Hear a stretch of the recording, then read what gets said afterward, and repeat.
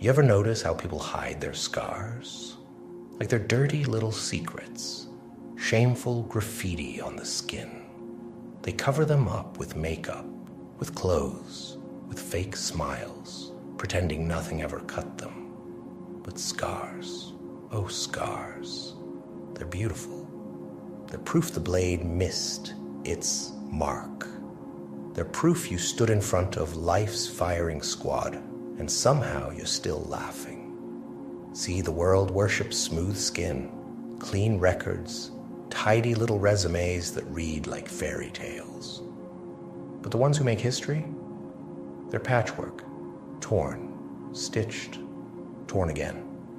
And every line carved into them is a reminder. You can't kill me that easily. You think that's ugly? No, that's art. That's survival painted in blood and time. A scar is a signature. It says I was hurt, but I signed the check and cashed it anyway.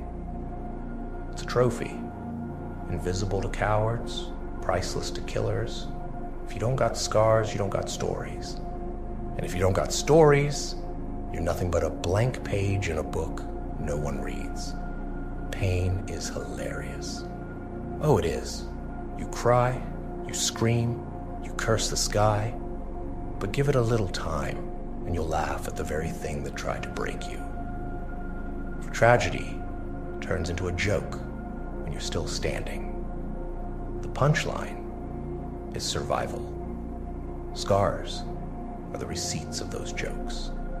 They're the laugh tracks etched into your body and soul. They whisper, remember that night you thought you'd never make it? Well, you did. And now you owe me a drink. See, scars don't fade, they teach. Every mark is a lesson branded into your flesh. Some people spend their lives chasing wisdom in books and gurus and prayers. I say, why not just listen to the scar tissue? It doesn't lie. It doesn't flatter. It tells you exactly where you were weak, exactly where you bled, and exactly how you survived. That's wisdom the crowd can't handle.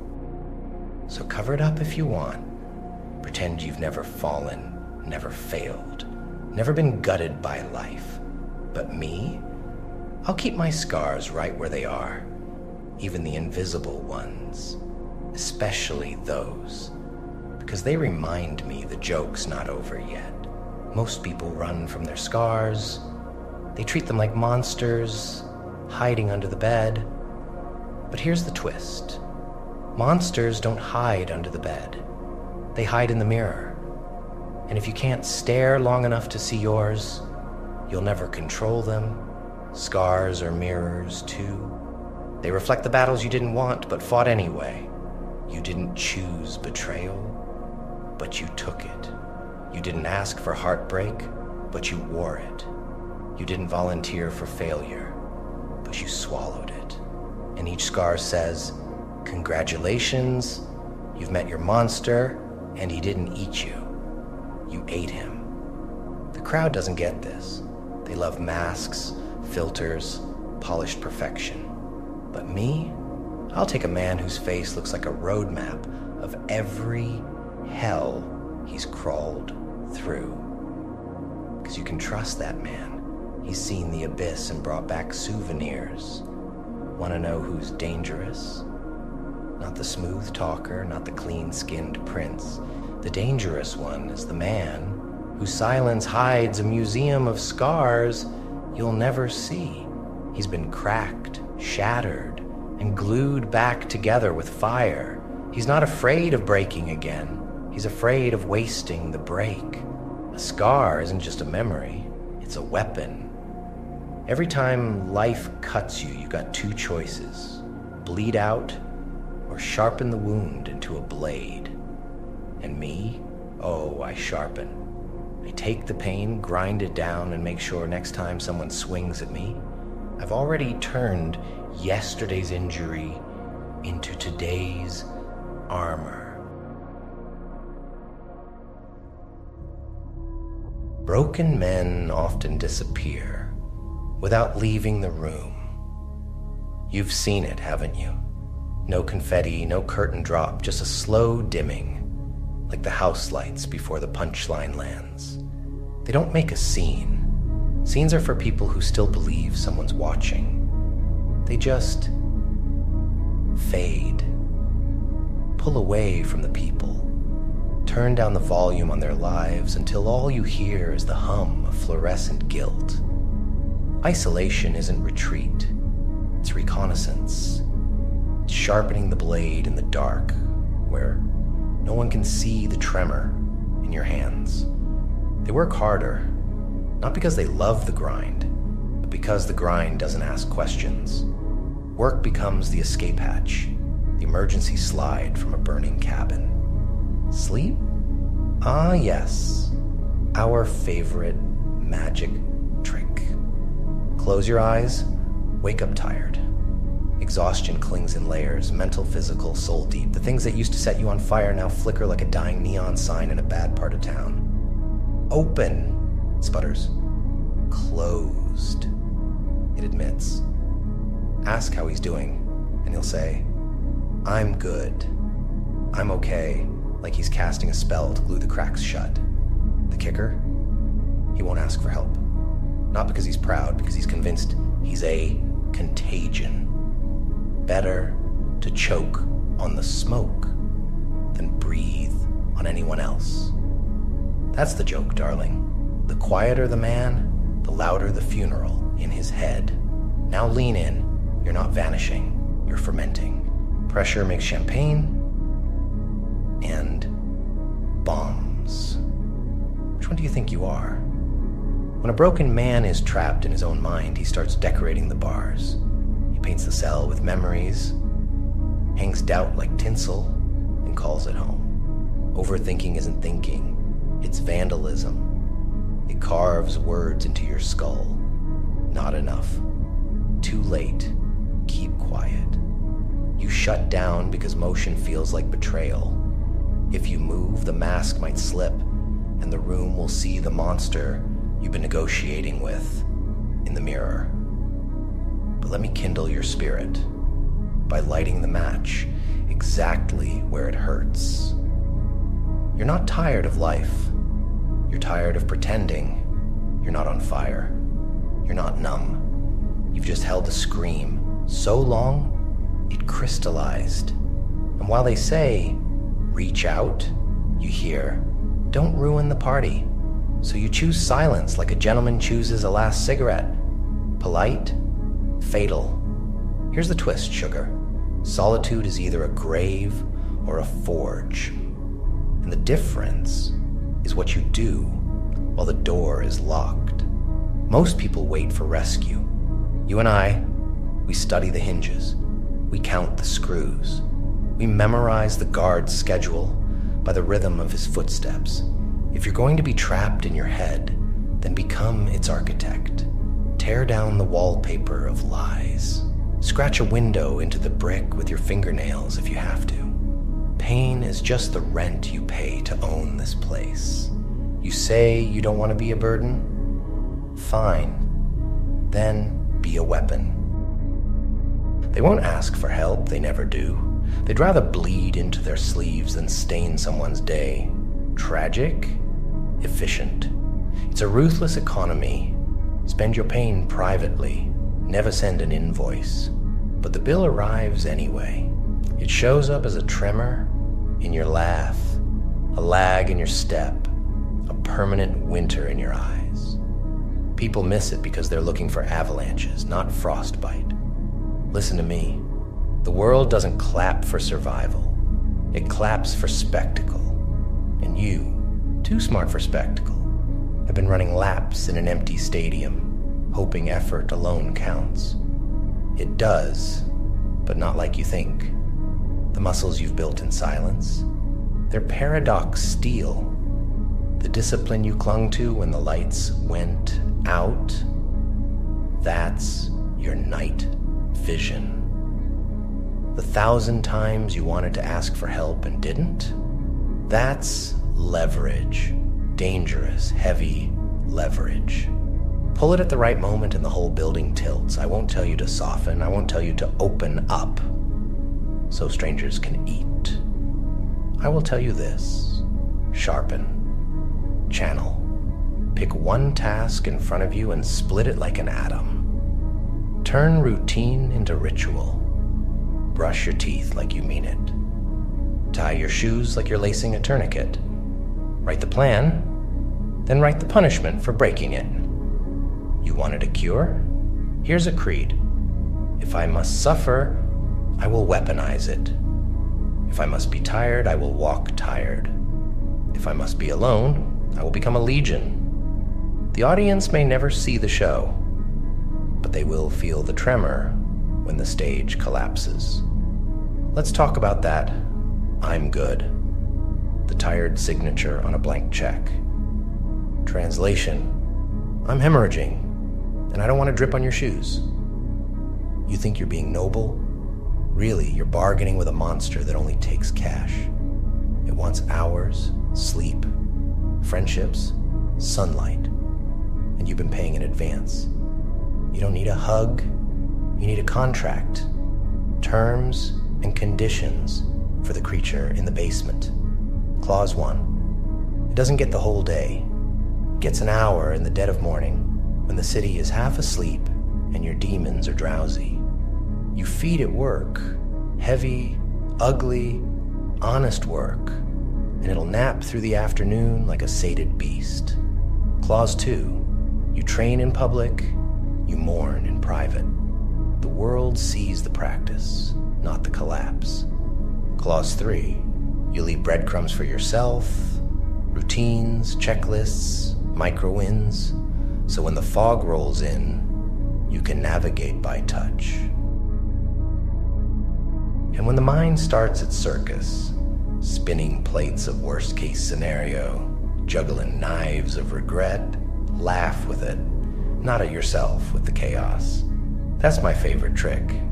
A grin is a wedge you drive into the machine. It squeals, it skips, it loses tempo. Suddenly the overthinking stutters and you slip a crowbar into the gears. You say the things that used to light you up now barely flicker. Perfect. Sparks are quieter than flames and far more portable. Pocket them. Build a fire. Somewhere they told you it was too cold to burn. You wanted hope? Here it is, dressed in teeth. You are not a burden, you're a battery. You are not an anchor. You're an anvil, heavy enough to shape steel. The exhaustion that clings to you is proof you are still in motion. The isolation that terrified you was just the anteroom of reinvention. You went missing without leaving the room, because the man who walked in wasn't worth escorting back out. So, stop asking for the door to open. Become the exit. Carve it, kick it, laugh while you do it, so fear knows your voice. Work harder, not to escape, but to engrave. Let the hours write hieroglyphs of discipline on your bones. When they ask how you are, don't say, I'm okay. Say nothing. Make your answer a schedule soaked in intent. A gaze that doesn't blink, a gait that doesn't beg. Let the room feel the pressure drop when you arrive. And if the world insists on misunderstanding you, fine. Become the kind of storm they learn to measure by, the kind that reorders maps, the kind that teaches the city new alleys, the kind that leaves laughter in the rubble like graffiti. I was here.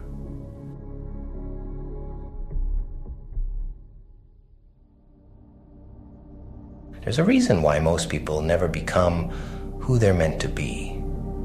They always leave a back door open. A safety net, a just in case this doesn't work. But let me tell you something straight. That safety net is the reason you'll never fly. You can't climb the mountain if you're still thinking about running back down. You can't conquer the storm if you've already planned where to hide when the wind hits. There's no plan B, Because the second you make one, you've already admitted plan A might fail. That's weakness talking. That's fear whispering in your ear, convincing you to stay small, to stay comfortable, to stay the same. You see, comfort is the real killer. It's the silent assassin that convinces you mediocrity is enough. But if you want to become something else, if you want to destroy who you were and build who you're meant to be, then you burn that bridge. You burn the boats. You erase the exit. Because when your only option is forward, your true self comes alive.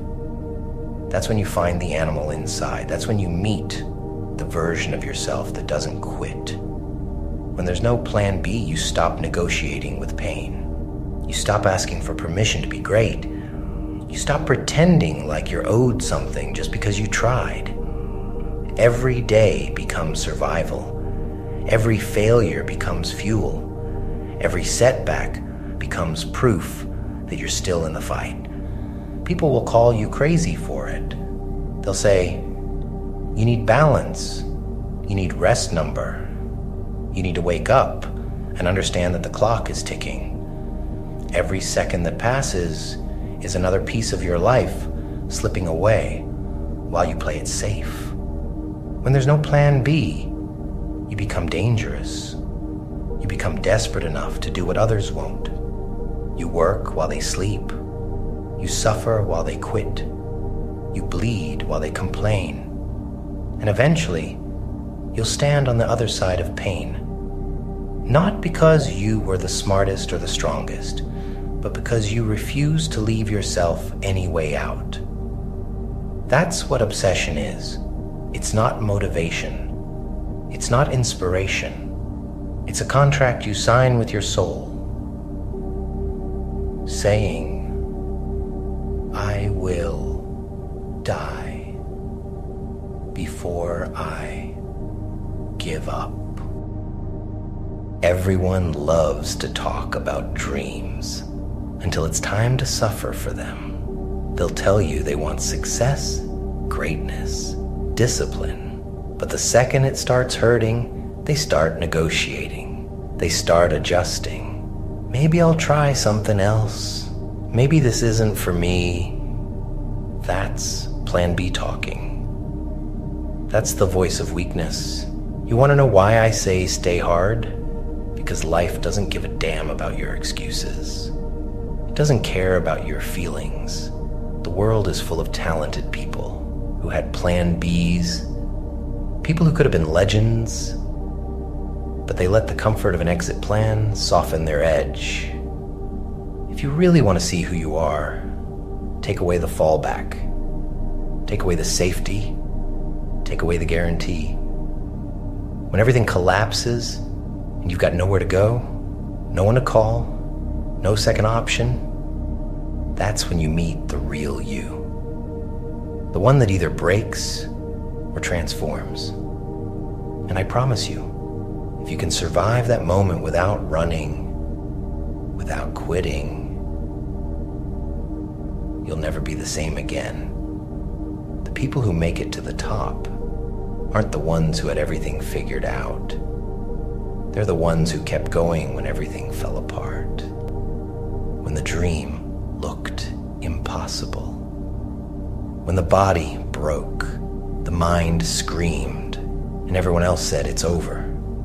They didn't need a plan B, because pain was the plan. The suffering was part of the blueprint. When you commit to something with no backup, every cut, every scar, every sleepless night becomes a lesson. You start to understand that pain isn't punishment. It's information. It's feedback from the universe saying, you're still in the fight. You want to know what separates the great from the forgotten? It's not talent. It's not luck. It's this. They didn't give themselves a way out. They accepted that greatness is lonely, ugly, and brutal, that you'll bleed for years before anyone even notices, that your reward won't come in applause, but in silence, when you look in the mirror and finally respect what you see. That's the reward of no plan B: freedom, ownership, power. So when you wake up tomorrow, look yourself in the mirror and make a decision. Are you all in or not? Because if you're halfway committed, you've already lost. There's no plan B for warriors. There's no plan B for those who rise from nothing. There's no plan B for those who choose to become legends. You either become it or you die trying. When you walk this path, you'll lose people. You'll lose comfort. You'll lose everything that makes life easy. But in the process, you'll find something far greater: yourself, the real you, the one built in darkness, the one forged in failure, the one who didn't flinch when there was nowhere left to run. So, burn the boats, destroy the exits. And when life asks you if you've got a backup plan, you look it dead in the eye and say, yeah, my backup plan is to win. Find balance. That's the softest, most poisonous piece of advice society will ever give you. They'll tell you to take breaks, to rest, to enjoy the little things. They say it because they've already given up. Because mediocrity loves company, and balance is just another word for average. Every man born with a fire inside him knows this truth. You cannot become extraordinary by living an ordinary life.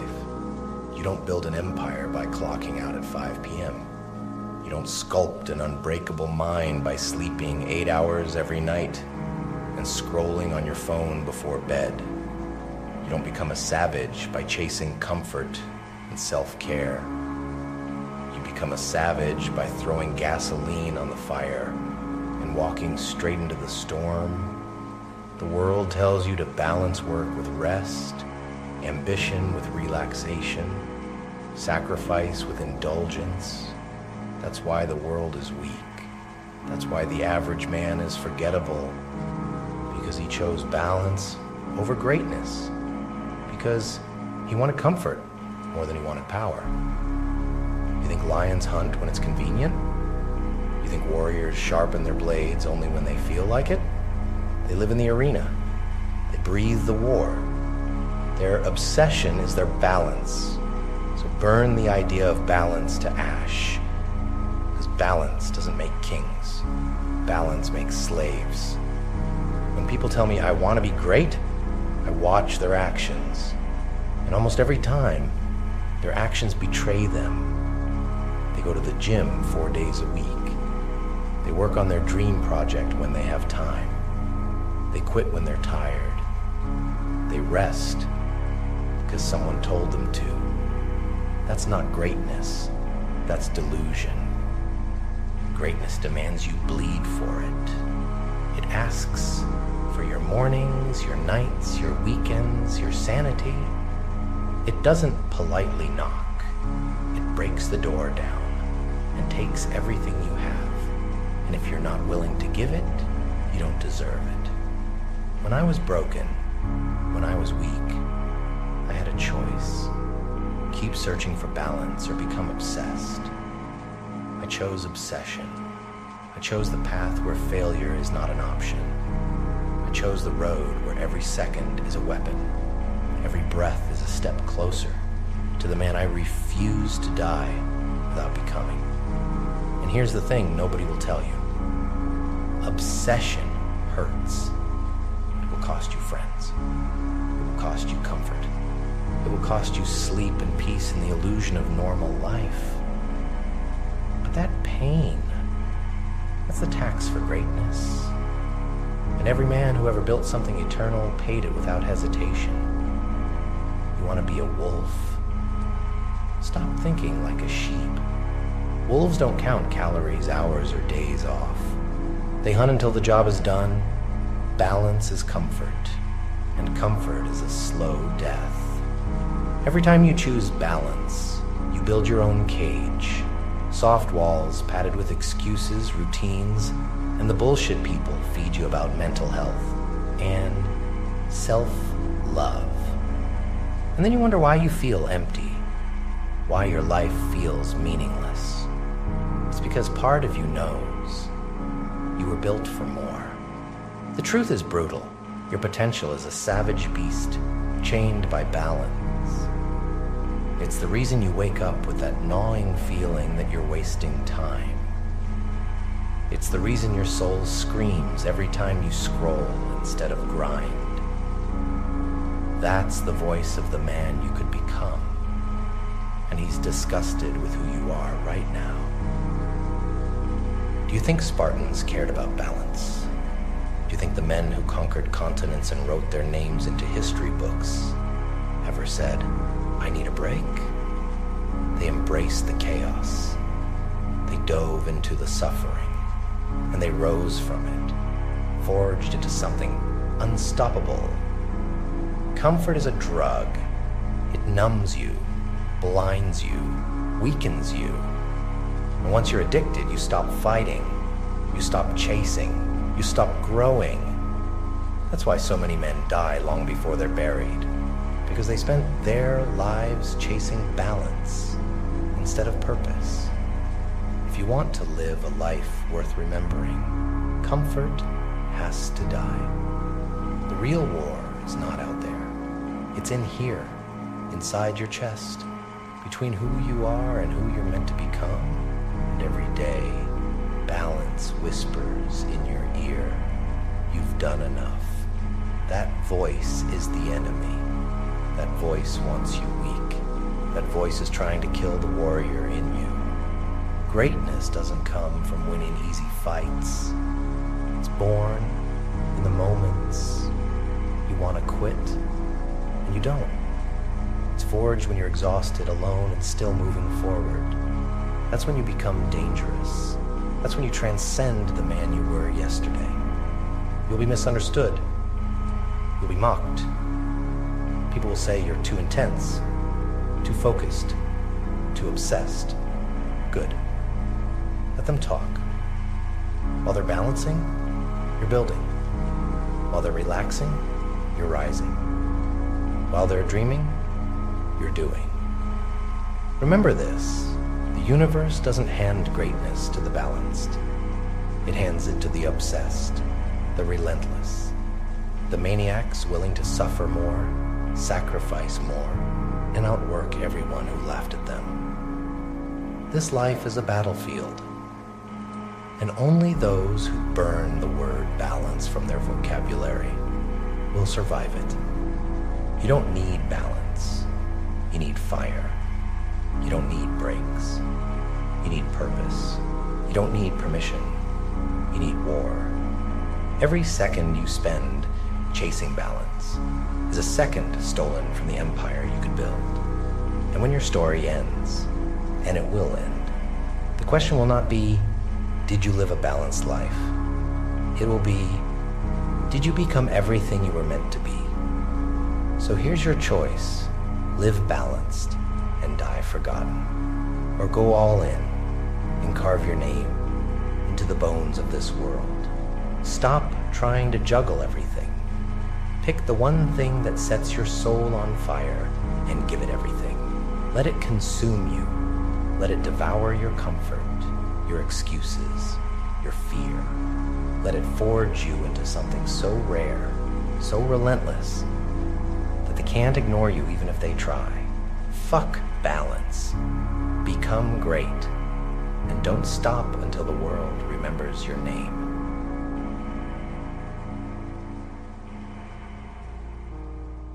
On the path to greatness, there's no sunshine waiting to kiss your face. There's no applause, no easy mornings, no comfort. You think success feels good? It doesn't. Not at first. It feels like hell. It's supposed to. Everyone dreams of being great. Everyone fantasizes about the cars, the respect, the empire, but only a few are built to walk through the fire it takes to earn it. The rest, they fall apart the moment life stops holding their hand. You'll hate the grind some days. You'll wake up and despise what you're doing. You'll feel drained, bitter, stressed. You'll question everything. That's the test. The universe doesn't hand greatness to people who want it. It hands it to those who bleed for it. Because pain is the filter. It separates the weak from the chosen. 100 people start this path. 99 crumble under the weight of boredom, stress, and fatigue. Only one walks through the flames and reaches the other side. And that one owns everything the others quit on. You think the pain is punishment? You're wrong. The pain is the price. Every rep you don't want to do, every night you stay awake grinding while the world sleeps, those are the coins you pay for greatness. You hate it because it demands everything. It eats your comfort, your sleep, your relationships, your peace. It takes and takes until you have nothing left but raw willpower. And that's the moment you start becoming unstoppable. Most people never get there. They tap out long before that point. They confuse difficulty with impossibility. They convince themselves it's not worth it. They go back to mediocrity, back to comfort, back to the herd.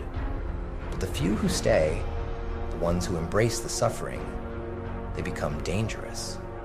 Because when you learn to smile through the pain, you take away the one weapon life has against you. Suffering becomes your oxygen. You start craving it because you understand it's not there to break you. It's there to build you. People love to talk. They'll say, he's lucky, or he changed. You didn't change. You evolved. They stayed the same. The path to greatness isn't crowded because weak men can't survive it. They want results without resistance. They want muscles without soreness, success without sacrifice, freedom without discipline. That's why the world is full of spectators, not winners. They look at you grinding through pain, and they laugh. They call you obsessed, arrogant, crazy. But obsession is what it takes. Arrogance is just confidence the weak can't comprehend. Let them laugh. Let them stay comfortable. You keep walking. Every mile you cover while they sleep. Every battle you fight while they hide. You're stacking power. They'll realize it too late. When you're standing at the top, holding everything they said was impossible. This life isn't about feeling good. It's about becoming great. You're supposed to be tired. You're supposed to be stressed. You're supposed to wake up some days and feel like quitting. That's part of it. That's what makes it real. If the path was easy, it wouldn't be worth walking. The gold at the end only shines because of the blood it costs. Difficulty gives it value. You've got to train your mind to love what others fear, to smile when it burns, to push when you're empty, to keep moving when your soul screams to stop. Every moment of pain you survive makes you harder to kill. Every day you don't quit turns you into a weapon. This is how legends are made, not by comfort, not by motivation, but by relentless discipline. Remember this, the path doesn't get easier. You get stronger. Every day you survive the storm, your armor thickens, your mind sharpens. You stop chasing comfort and start chasing chaos because you know that's where your edge lives. When everyone else falls, when they say it's too hard, when they disappear, you stay, you grind, you bleed, you endure. And at the end, when there's no one left but you, that's when greatness bows its head and says, you've earned it. So don't pray for easy days. Pray for the strength to outlast hell. Because that's what this is, a war between who you are and who you're destined to become. Smile through the pain, love the grind, keep walking. The weak will fall off, they always do. But you're not like them. You're the one who makes it to the end. You're the one who gets the gold.